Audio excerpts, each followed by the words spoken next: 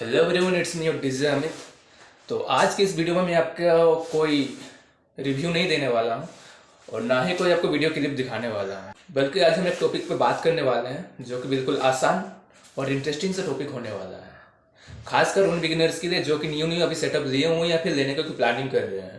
तो टॉपिक हमारा आज का होने वाला है कि हमें सेटअप को किस तरीके से चलाना चाहिए।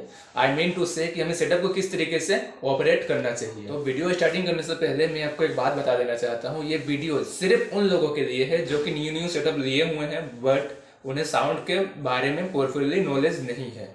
बस ये वीडियो उन्हीं लोगों के लिए है और बाद बाकी जो हमारे जितने सारे सीनियर्स, जितने सारे जो कि पुराने साउंड सिस्टम वाले भैया हैं, वो ये वीडियो छोड़ के जा सकते हैं। बिकॉज ये जो वीडियो है ये मेरा अपना एक्सपीरियंस के हिसाब से आपको बताने वाला हूँ।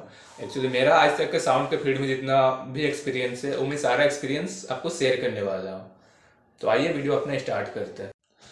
तो जैसे कि आपको पता ही है कि कभी आपका HF, कभी आपका टॉप, तो कभी आपका बेस जलता रहता है। करीब 2 ऑर्डर या 3 ऑर्डर के बाद आपका जो है कुछ ना कुछ हमेशा जलता रहता है। तो आखिर ऐसा होता क्यों है, मैं आज उसी टॉपिक पे बात करने वाला हूँ और इस सब का सोल्यूशन क्या है मैं उसके बारे में भी आपको बताने वाला हूँ। तो सबसे पहला गलती जो हमारा होता है कि हम लोग कोई भी एक मार्केट से एम्पलीफायर ले लेते हैं जो कि लो बजट का एम्पलीफायर रहता है, जिसका कोई रूल्स रेगुलेशन नहीं होता, ना उसका डंपिंग फैक्टर का आता पता रहता है, ना ओम्स का कोई आता पता रहता है और ना कोई स्लू रेट वगैरह का बारे में कोई उसका स्पेसिफिकेशन के बारे में, मतलब कुछ उसका क्या बोलते हैं उसको इंडिकेट किया हुआ नहीं रहता है, जो कि बिल्कुल एक लो बजट का हमारा एम्पलीफायर होता है, जिससे हम लोग एक देसी एम्पलीफायर के चल सकते हैं। और तो उस एम्पलीफायर पे जो कि हम लोग क्या करते हैं कि हम लोग अपना हाई लो का जो सेटअप रहता है उससे हम लोग क्या करते हैं, हाई और लो को एक साथ कनेक्शन करके अपना एक ही एम्पलीफायर से चला लेते हैं, जो कि सबसे बड़ा गलती हमारे यहीं पे होता है कि ये हम लोग करके चलाते हैं। तो सबसे पहला गलती ये हमारा हो गया। ऐसा तो हमें बिल्कुल कभी करना ही नहीं चाहिए, क्योंकि ये लो कॉस्ट का एम्पलीफायर होता है जिसकी वजह से कुछ दिन तक तो कुछ हद तक चल जाता है।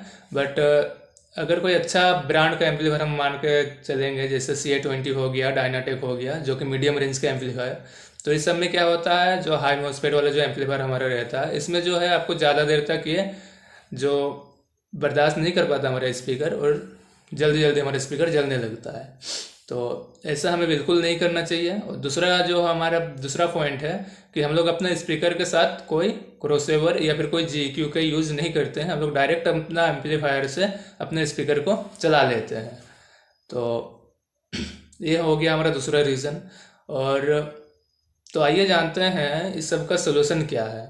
सबसे पहला तो मैं बोलूँगा कि अपना सेटअप को आप बढ़िया से ट्यून कीजिए, एक इक्वलाइजर लगाइए, एक क्रॉसओवर लगाइए, ठीक है। और अपना सेटअप का अपने टेस्ट के हिसाब से, आप अपने स्पीकर के फ्रीक्वेंसी के हिसाब से आप अपने सेटअप को ट्यून कीजिए। जैसे लो फ्रीक्वेंसी के स्पीकर में आप हमेशा लो फ्रीक्वेंसी को बूस्ट करके सारा फ्रीक्वेंसी को आप कटअप करके चलाइए, और टॉप में आपका जो है हाई और मिड की फ्रीक्वेंसी को बूस्ट करके बाद बाकी सारा फ्रीक्वेंसी को आप कट कर दीजिए।